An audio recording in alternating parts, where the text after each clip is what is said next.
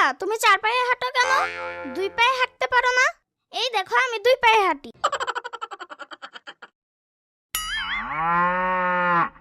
ইয়ামিন, সারাদিন গরুর সাথে থাকলে হবে?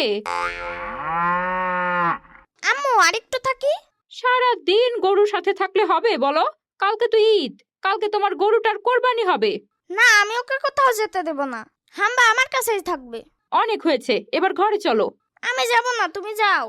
দাঁড়াও, তোমার বাবাকে জানাচ্ছি। হাম্বা, আমি তোমাকে কোথাও যেতে দেব না।